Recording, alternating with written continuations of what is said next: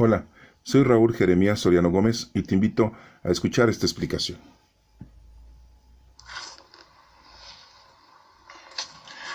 Lectura del Domingo de Ramos es el Evangelio de Mateo 21, del 1 al 11. Cuando ya próximos a Jerusalén, llegaron a Betfagé, junto al monte de los Olivos, envió Jesús a 2 discípulos diciendo: Id a la aldea que está enfrente, y luego encontraréis una borrica atada, y con ella el pollino. Soltarlos y traérmelos. Y si algo os dijeren, diréis: el Señor los necesita, y al instante los dejarán. Esto sucedió para que se cumpliera lo dicho por el profeta: decid a la hija de Sión, he aquí que tu rey viene a ti, manso y montado sobre un asno, sobre un pollino, hijo de una bestia de carga.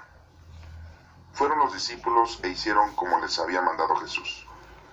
Y trajeron la borrica y el pollino, y pusieron sobre ellos los mantos, y encima de ellos montó Jesús. Los más de entre la turba desplegaban sus mantos por el camino, mientras que otros, cortando ramos de árboles, los extendían por la calzada. La multitud que le precedía y la que seguía gritaba diciendo: Hosana al Hijo de David, bendito el que viene en nombre del Señor, Hosana en las alturas.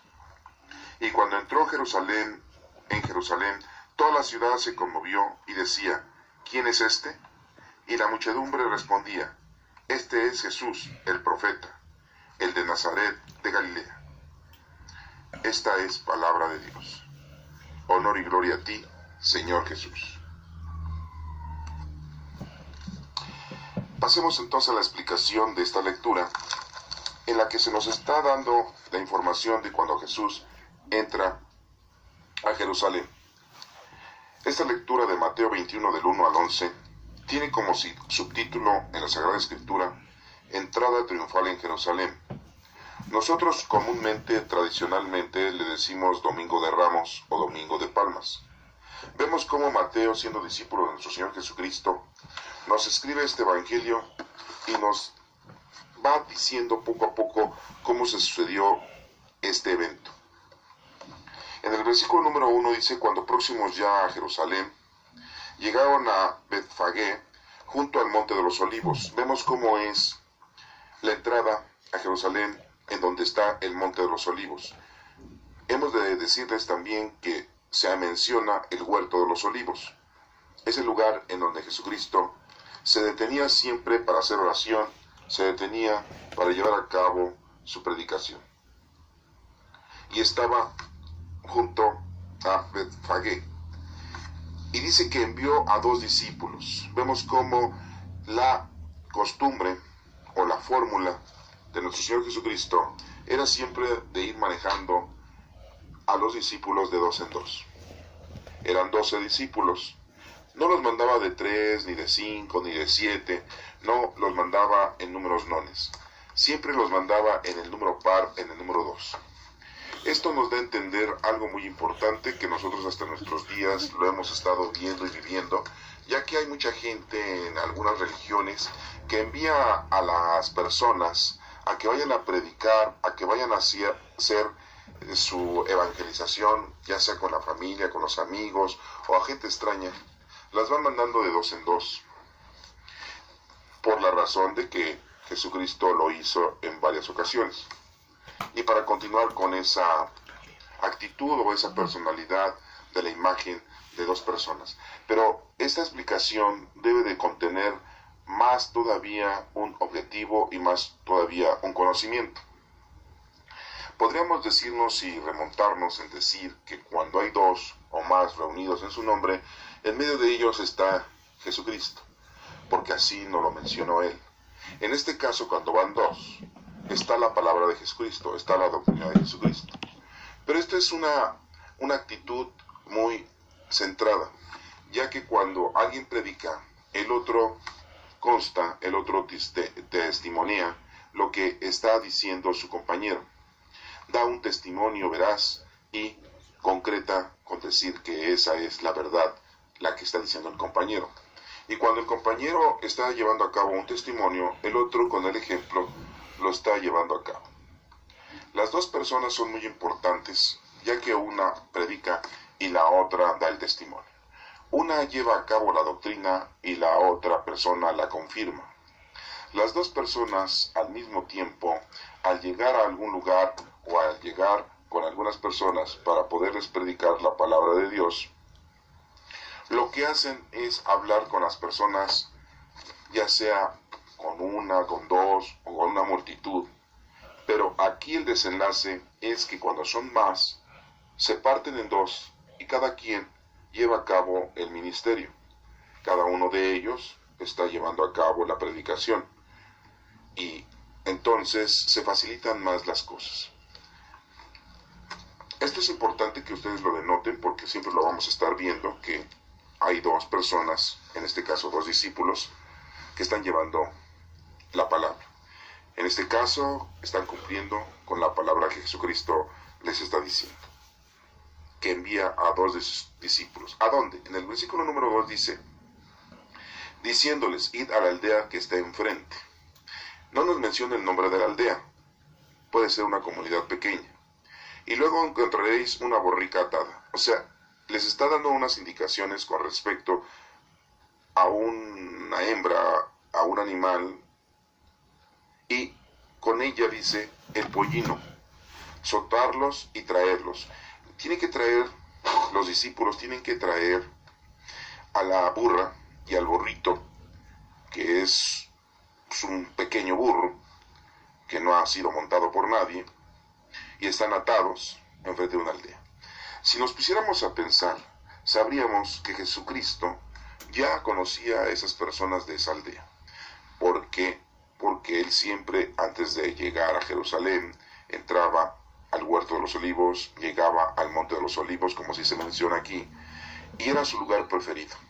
Era el lugar fuera de, podríamos decir, de la ciudad, fuera de todo bullicio, fuera de toda distracción, y ahí es en donde se encontraba para hacer su oración y reconciliarse con todo lo que nosotros tenemos. Y Jesucristo debe o debió conocer a estas personas, y que no se mencionan los nombres de esta familia, a quienes ya les había dicho que iba a tomar prestado un burro, en este caso la cría más pequeña de esta burra, para poder montarlo. Me imagino que no les ha de haber dado ninguna explicación, pero esta gente dueña de estos animales debió haber conocido a nuestro Señor Jesucristo bastante. Desafortunadamente no tenemos los nombres de esta familia o de esta gente, de estos dueños de esta burra y de esta cría de esta burra. Pero bueno, sabemos que Jesucristo ya tenía conocimiento de que existían esos animales ahí, y esa gente tenía conocimiento de que Jesucristo les iba a pedir prestado ese animal y que se los iban a prestar. Por eso manda a los discípulos y les dice que vayan a la aldea enfrente, y luego que encuentren a una borrica atada y con ella al pollino, que los suelten y que se los lleven. Y les menciona en el versículo número 3, que si algo les dijere, o si algo les dicen, que ellos van a contestar diciendo, el Señor los necesita, y al instante los dejarán que se los traigan. Fíjese cómo ya todo estaba planeado. Hasta aquí vamos a hacer un pequeño paréntesis, porque en el versículo 4 dice, esto sucedió para que se cumpliera lo dicho por el profeta. Pero nos estamos dando cuenta entonces que Jesucristo ya tenía preparado todo el suceso, y ya había hablado con esta familia, con los dueños de estos animales, y ya les había explicado algo. No sabemos qué les explicó, pero esta familia estaba de acuerdo con lo que Jesucristo iba a llevar a cabo. Posiblemente nada más les dijo, quiero que me presten ese burrito para poder montarlo y poder yo entrar a Jerusalén montado en un burrito. A lo mejor la gente, por el amor que le tenía la gente, los dueños de los animales, por la caridad que le tenían a Jesucristo, o por el apego o la amistad, no lo sabemos porque no nos menciona nada de eso, accede. o simple y llanamente porque lo conocieron como era y sabían que era una persona de Dios, para no decir profeta, para no decir enviado, para no decir el hijo de Dios. Simple y llanamente los de la familia, los dueños de los animales, pues lo dejan. Pero les digo, vamos a hacer un paréntesis hasta aquí. ¿Por qué razón? ¿Por qué nos están contando todo esto? Ustedes dirán, bueno, pues es que fue y iba a entrar bien un burro, nuestro Señor Jesucristo montado en un burro, entrar a Jerusalén este domingo, que nosotros le llamamos Domingo de Ramos, y ya, se acabó. Pasaremos por alto este suceso tan importante. Pero si ustedes se dan cuenta, todo tiene un significado y principalmente teológico. ¿Por qué? Por lo siguiente, llegan a Jerusalén, ¿sí?, cerca del monte, o sea, el huerto de los olivos. Llega el momento en que nuestro Señor Jesucristo va a dar inicio a nuestra salvación. Y esto lo realiza de una manera muy notable. Envía a dos. Esto quiere darnos a entender que el Señor nos está enviando a dos. Y que muchas veces en el caso principal es el esposo y la esposa, el hombre y la mujer, la familia. Es a la que está enviando a que lleven a cabo la predicación, a que lleven a cabo el cumplimiento de la palabra de Dios, a los dos. Aquí la responsabilidad no solamente es del hombre, no solamente es de la mujer, es de los dos. Aquí nos está mencionando que para poder entrar, para llegar a la eternidad, para llegar con Dios, así como Jesús llegó a Jerusalén, para dar inicio a la salvación, para dar inicio a nuestra salvación, debemos de ir en dos. Y muchas formas se pueden decir: hermano y hermana, padre y madre, hijo y hija, primo y prima, tío y tía. Pero lo principal es que sean dos, que sea la familia. Es un reflejo de la familia. Por eso manda a dos. No puede ser uno. Recordemos que uno es la parte fundamental del cuerpo y la otra persona es el complemento. Vemos también nosotros que Jesucristo es la cabeza y todos nosotros somos parte de ese cuerpo místico de nuestro Señor Jesucristo. En el versículo número 2 dice que vayan a la aldea que está enfrente y luego encontrarán una burra atada y encontrarán también con ella a ese pollino. Y dice que lo suelten y se lo lleven. Esto lo entendemos literalmente y ya acabamos de explicarlo, pero aquí nos está dando un mensaje teológico. ¿Qué nos está diciendo aquí? Que tenemos que cumplir con lo que el Señor ya lo tiene preparado todo. Y tenemos que hacer las cosas conforme a lo que Él nos está diciendo. A lo mejor podríamos nosotros replicar, aquí podrían decir los discípulos: maestro, pero pues ¿por qué quieres entrar en un burro atado? Digo, en un burro, arriba de un burro. ¿Y por qué quieres que vayamos y lo traigamos? O sea, pues puedes ir caminando. Y si quieres te cargamos en hombros. Si quieres te traemos un caballo. Vamos y pedimos un camello. Sería más, pues interactivo. Sería más, elegante. Y entonces empezaríamos nosotros a hacer planes. Empezaríamos nosotros a distorsionar lo que el Señor ya tiene planeado para con todos nosotros. Y cambiaríamos la meta, cambiaríamos el objetivo. Esto nos da a entender que debemos de obedecer, que debemos de hacer lo que ya el Señor tiene planeado. Tenemos que ir a donde nos dice que vayamos, ahí enfrente. Siempre caminar para adelante, no caminar para atrás, caminar para adelante. Ir de dos, ir la familia, ir el esposo y la esposa, ir el padre y la madre, ir a cumplir con lo que Jesucristo nos está pidiendo. Y vamos a darnos cuenta que en la vida vamos a ir encontrando todo lo que el Señor ya lo tiene planeado. Y todo se va cumpliendo conforme a Él quiere. Vamos teniendo todo, vamos teniendo casa, vamos teniendo vestido, vamos teniendo sustento, vamos teniendo lo necesario para nuestras medicinas, lo necesario para nuestras curaciones, lo necesario para lo que necesitamos, ya sea para el trabajo, ya sea para el estudio. Vamos necesitando muchas cosas, el Señor nos los va dando poco a poco durante toda nuestra vida. Si vamos con Él y haciendo lo que Él nos está diciendo, nada nos va a faltar. Pero muchas veces nosotros exigimos, queremos más, queremos riqueza, queremos lujos, queremos mucha satisfacción de todo tipo, sea familiar, social, político, de poder, sea sexual, sea de toda índole, de satisfacciones mundanas, materiales. Y si el Señor eso no lo tiene planeado para nosotros, nosotros no debemos de exigirlo, no debemos de cambiar los planes que el Señor tiene. Aquí este mensaje del versículo número 2 nos está haciendo ver que el Señor ya tiene todo planeado para nosotros y que nosotros tenemos que cumplir con lo que Él nos está pidiendo para que se cumpla el plan salvífico que Él tiene para nosotros, y que nosotros no debemos de intervenir en ninguna situación que Él nos está proponiendo. Ya lo tenemos que llevar a cabo así como está, ir a la aldea de enfrente, como les digo, permanecer hacia el frente, no mirar hacia atrás y desatarlo. Dice ahí, van a encontrar una burra atada con su pollino, o sea, con su cría, soltarlos y traerlos. Tenemos que llevar a cabo esa acción de soltar y llevarle al Señor, ¿qué cosa? Esa burra, esa cría. Eso que nos está diciendo es Él, el aspecto fundamental que tenemos cada uno de nosotros, que son nuestras obras, nuestra capacidad, nuestra inteligencia, nuestra sabiduría, nuestra piedad. Tenemos que llevarla al Señor, por eso tenemos que desatarla, ¿sí? Para que esté al servicio del Señor. Y nos dice que es una burra, que es su cría, ¿sí? Y dirán ustedes, ¿por qué esos animales? Porque esos animales, aunque ustedes no lo crean, son unos animales que tienen un aspecto primordial. Son necios. Son necios esos animales. No son fáciles de enseñar, no son fáciles de que puedan obedecer.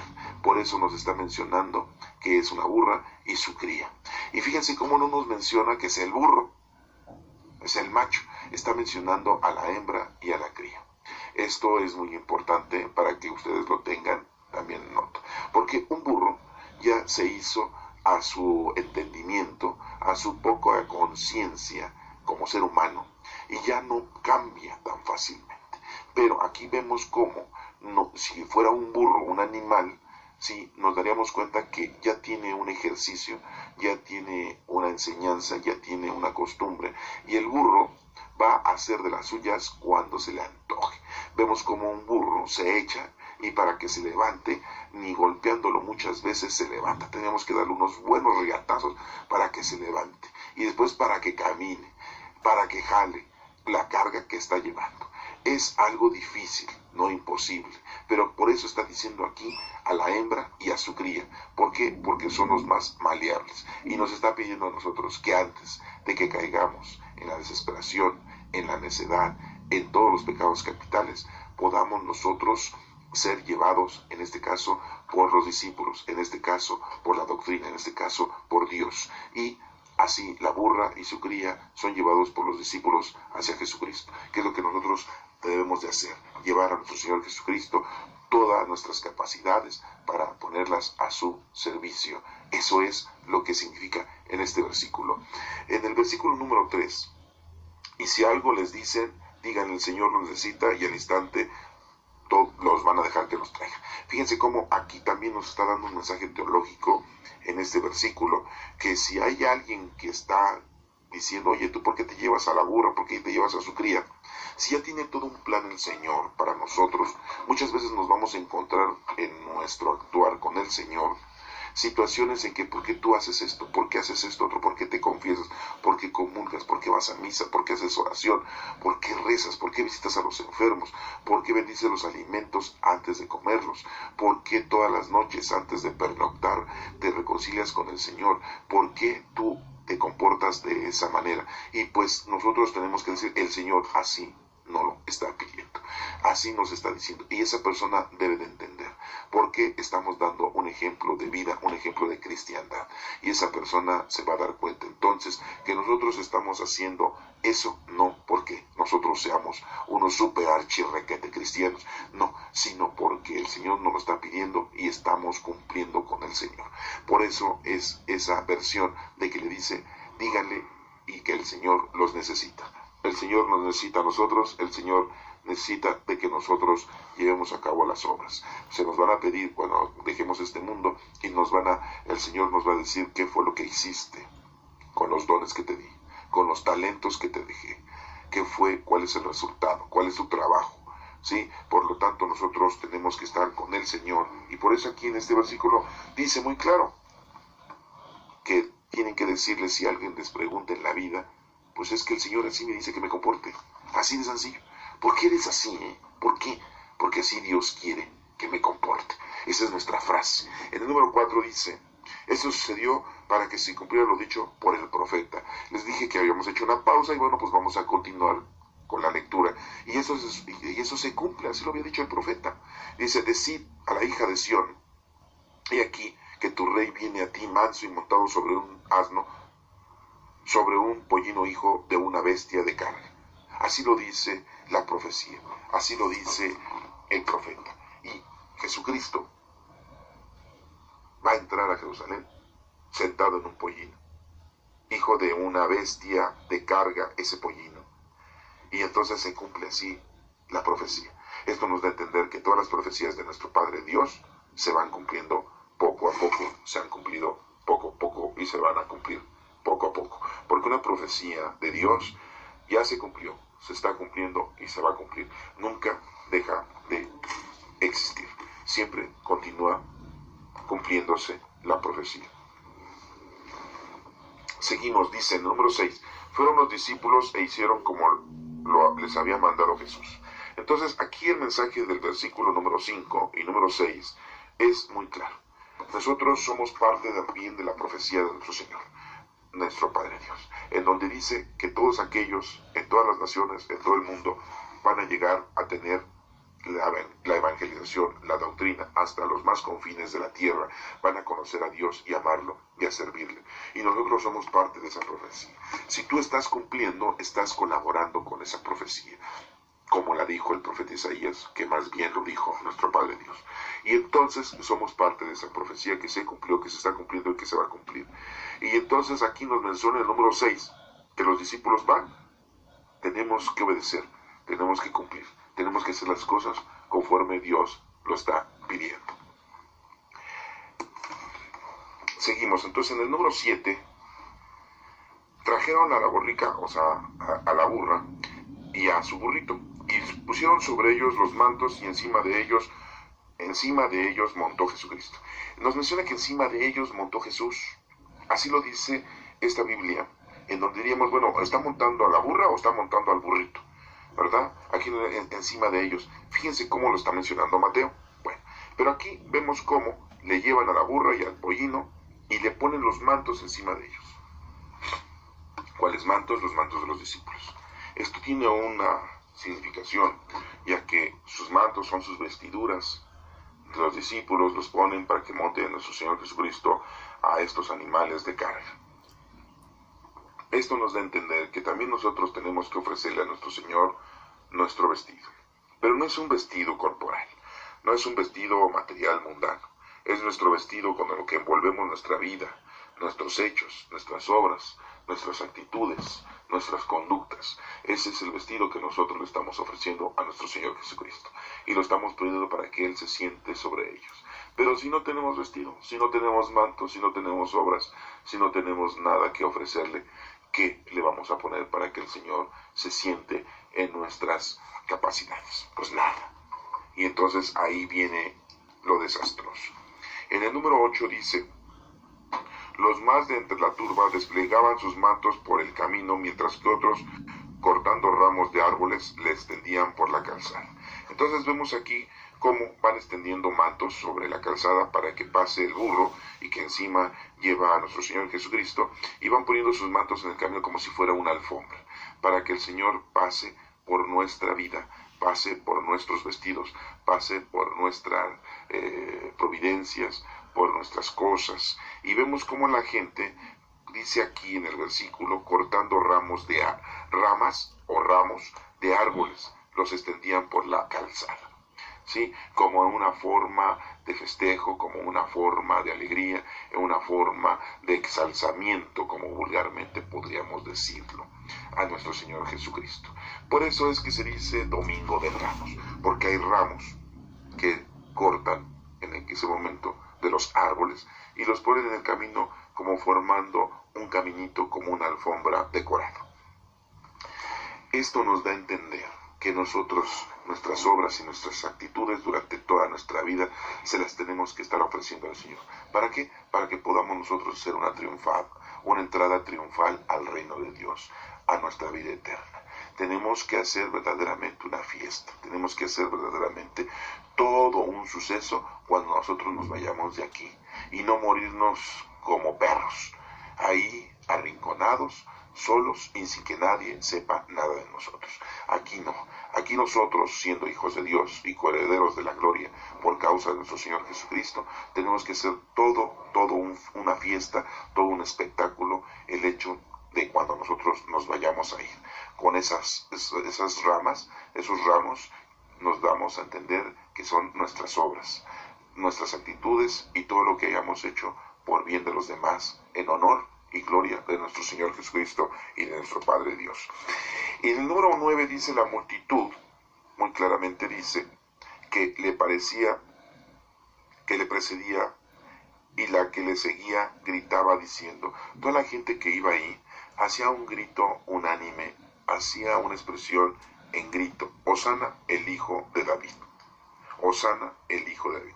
Bendito el que viene en el nombre del Señor, Hosana en las alturas. Están gritando y están recibiendo a nuestro Señor Jesucristo como Hijo de David, como un descendiente de David. Por eso dicen, Hosana el Hijo de David. Bendito el que viene en el nombre del Señor.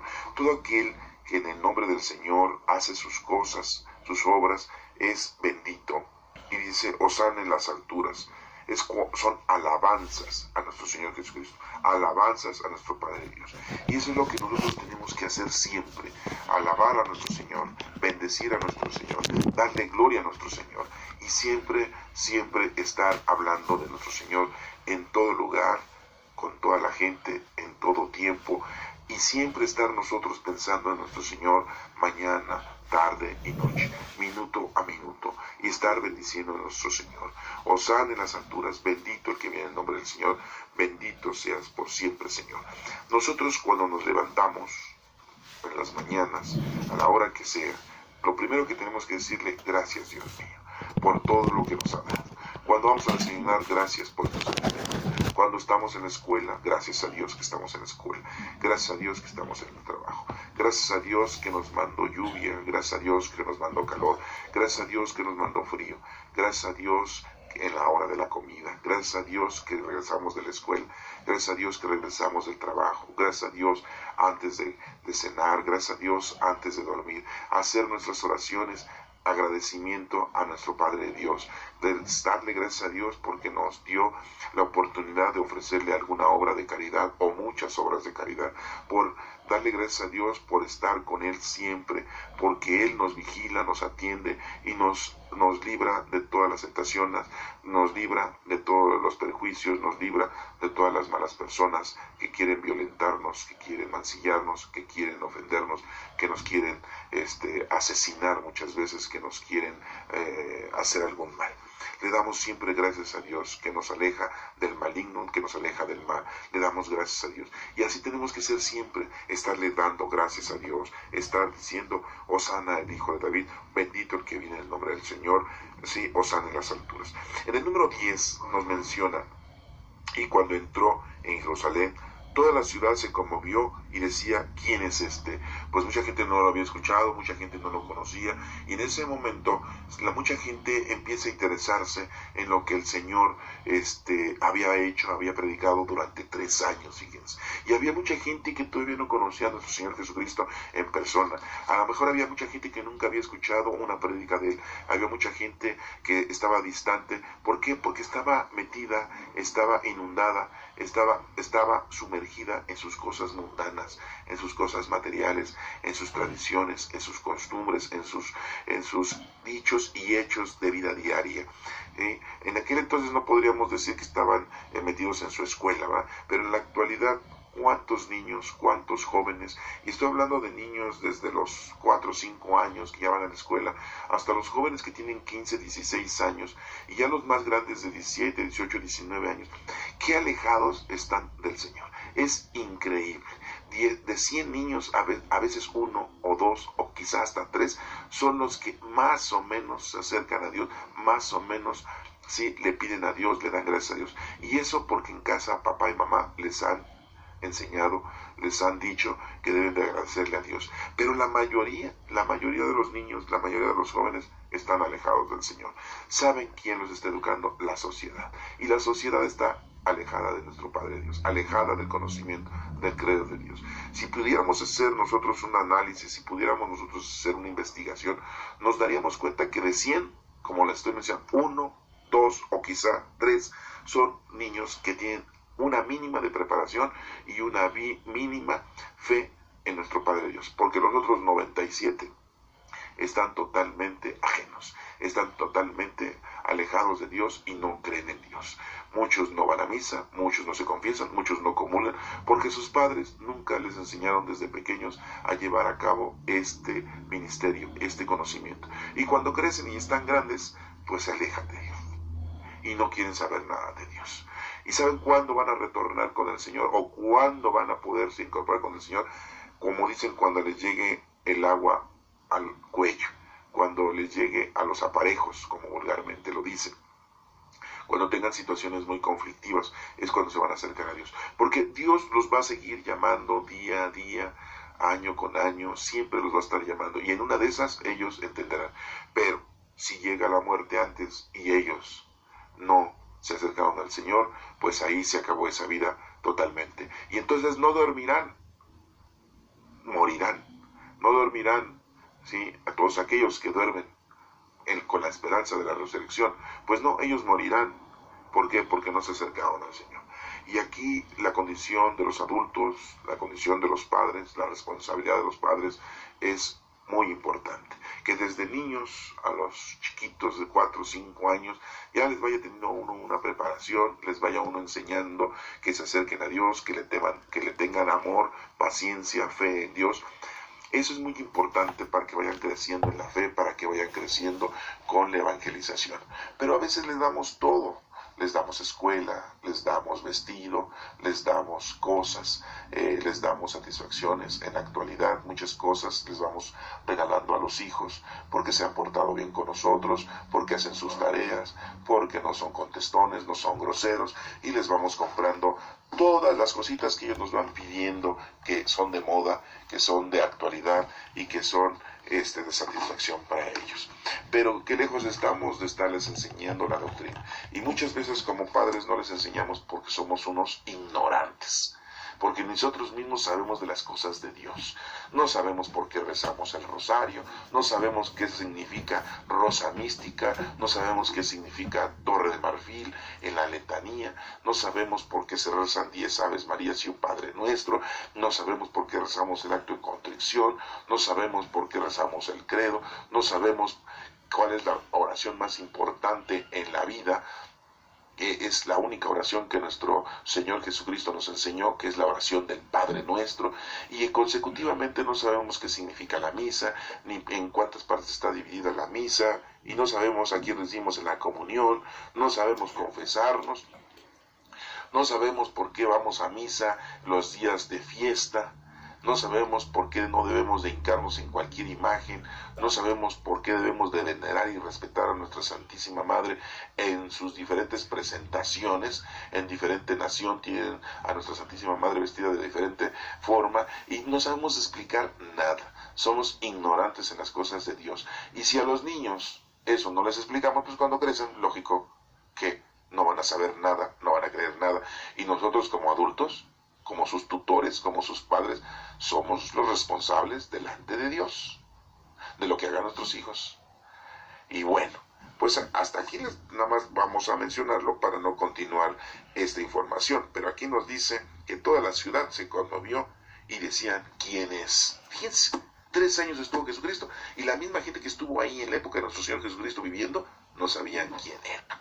¡Qué barbaridad! Entonces, pues no es una disculpa para nosotros en la actualidad, pero sí un foco de atención para que no caigamos en esos errores, sino después vamos a tener problemas con nuestra familia. En el número 11 nos menciona, y la muchedumbre respondía, este es Jesús el profeta, el de Nazaret de Galilea. Nos menciona la gente, unos dicen, este es Jesús el profeta, ya lo están tomando como un profeta. Y mencionan en dónde es, de Nazaret. Pues recuerden que Jesucristo no nació en Nazaret, nació en Belén, pero como desde chiquito vivió en Nazaret, pues todos pensaban que era de Nazaret, era nazareno. ¿Se dan cuenta cómo todo tiene que formarse desde que están chiquitos? Todos tenemos que tener una formación desde que estamos chiquitos. Si nosotros enseñamos a los pequeños, desde que están chiquitos, les vamos dando una educación, una cultura, les vamos dando la información verdadera y concisa cuando son grandes, no tenemos necesidad más que de estarlas apoyando en cualquier cultura y en cualquier educación que ustedes le quieran administrar a un niño. Si un niño desde chiquito ve fumar a su papá, el día de mañana, cuando esté grande, va a fumar. Si desde chiquito un niño ve que sus papás toman vino, pues ellos también van a tomar vino. Y si tienen una predisposición a algún vicio, peor. Porque van a decir, pues mi papá lo hacía, mi mamá lo hacía, mi papá fumaba, mi mamá tomaba, mi papá se iba y no regresaba durante semanas, pues entonces yo estoy acostumbrado a hacer así, a vivir así, y así voy a hacer. Si veo que mi papá no trabaja, pues yo también, pues no trabajo. Si mi papá nada más trabaja de vez en cuando, pues yo también. Si mi mamá no hace los quehaceres y tampoco trabaja, pues entonces yo también puedo ser igual. Inconscientemente, no necesitan decirlo, así van a ser. Y si están alejados de Dios, pues lógico que los niños cuando crezcan, pues van a estar alejados de Dios. Y si los papás son unos ignorantes y no conocen la palabra de Dios, pues los niños también van a crecer ignorantes en las cosas del Señor. Y esto nada más es la primera parte, porque lo más importante sería que los niños se dieran cuenta que los papás están haciendo obras de caridad, están llevando a cabo el trabajo que Dios quiere. Entonces ellos van creciendo desde pequeños, van creciendo ya con esa educación de llevar a cabo, de hacer algo por los demás, estar cumpliendo con lo que Dios pide. Y entonces cuando son adultos lo van a hacer de mejor forma, lo van a hacer casi perfectamente y van a ser un buen ejemplo y van a ser unos buenos cristianos. No voy a poner ejemplo de nadie ni a nadie porque no sería el caso, porque podríamos divagar, podríamos decir un ejemplo ahorita en la actualidad de alguien que sí se está portando bien, pues caeríamos en un error al decirlo porque no podríamos nosotros meter las manos al fuego por alguien. Muchos de ustedes dirán, ay, mi mamá es una santa, ay, mi papá es un santo, es un buen hombre, ay, mi hermana, ay, mi tía, ay, mi abuelo, mi abuela, podríamos decirlo, porque son nuestros familiares, porque los queremos, pero no podemos ahorita mencionar, y no vamos a mencionar. ¿Por qué? Porque al único que se le debe honor y gloria es a nuestro Señor Jesucristo y a nuestra Santísima Madre. ¿Por qué? Porque a pesar de que, como les dije en alguna ocasión, no sé si ya se les haya olvidado, como les dije en alguna ocasión, a pesar de que nuestra Santísima Madre cometió algunos errores, siendo humana, ¿sí? El único que no cometió errores en ninguna índole fue nuestro Señor Jesucristo. Y para Él todo honor y toda la gloria por los siglos de los siglos. Amén. Así lo estamos repitiendo siempre. Entonces, aquí no hay vuelta de hoja. No vamos a poner de ejemplo a nadie. El único ejemplo a seguir es nuestro Señor Jesucristo. Él es el camino, la verdad y la vida. Nadie llega al Padre si no es por medio de Él. Nadie llega al Padre si no es por medio de nuestro Señor Jesucristo. Olvídense de los santos, olvídense de los ángeles, olvídense de todas las cosas. Recuerden la otra lectura, muy claramente, un versículo por ahí, ¿sí?, de Juan, que habíamos leído, ¿sí?, que decía, todo aquel que cree en el Señor vivirá para siempre, en nuestro Señor Jesucristo. ¿Se acuerdan de ese versículo? Pues cómanselo, vívanlo y siéntanlo para que verdaderamente ustedes lo tengan presente siempre y no se les vaya a olvidar nunca, porque eso es lo más importante. Eso lo vimos en el capítulo de Juan 11, el versículo 25. Acuérdense, está hermosísimo ese versículo, ¿sí?, en donde el Señor dice que solamente el que cree en Él vivirá para siempre. Está fácil, está sencilla la situación, pero aquí nos está diciendo el Señor que nosotros debemos de estar siempre presentes con Él en todo, y principalmente sería tan hermoso que los niños conocieran este mensaje de salvación a su temprana edad y que poco a poco se vayan educando para que cuando estén grandes ellos tengan una facilidad de llevar a cabo las cosas que el Señor nos está pidiendo que hagamos. Y así como dijeron ellos, este es un profeta es de Nazaret de Galilea, que ni era de Nazaret, era de Belén, de Judá, acuérdense de eso, pero como fue desde niño, pues todos pensaban que así fue. Y bueno, pues esta lectura del próximo domingo que estamos celebrando, el llamado Domingo de Ramos, que vemos que pues sí cortaron ramos de los árboles para ponerlos en el piso, para decorar el camino, como iba entrando nuestro Señor Jesucristo montado en un burro, y posiblemente también en una burra, porque dice que los montó, encima de ellos montó Jesucristo. En los dos no sabemos cómo sucedió eso, pero nos está diciendo que en los dos. Esto, acuérdense que es muy importante entenderlo. Esas cosas que le ofrecemos al Señor, sean como sean, el Señor las monta para nosotros, nos las recibe, ¿sí? Y desde pequeño ese borrico ya había sentido a nuestro Señor Jesucristo, así desde pequeño nosotros debemos de sentir a nuestro Señor Jesucristo, y estamos viendo como la madre de ese burrito, que es muy moldeable porque a donde va su hijito ahí va ella, entonces pues también lleva al Señor. Y vemos como aquí hacen a un lado al burro, al papá del burrito, ¿sí? Al esposo de la burra lo hacen a un lado. ¿Por qué razón? Porque ya está condicionado, ya está maltratado, ya está mal acostumbrado, y es muy difícil, imposible. Chéquenlo, la actitud de los animales que estamos mencionando aquí, y se va a dar cuenta que así es. Las personas que viven en el campo pues saben cómo jalar al burro, cómo hacerlo obedecer, a golpes, a jaloneos, a gritos, y hasta con los perros los usan para que les ladren y se pongan de patas los burros, porque se echan y nomás no se paran, ¿sí? Y aunque traigan la carga menos, a veces tienen que quitarles la carga para que el burro se pare y otra vez volverlo a cargar, y es un trabajar doble. Pues así el Señor nos está diciendo, eso es trabajar lo doble. Espero que esta lectura haya quedado para ustedes comprendida. Que Dios te bendiga.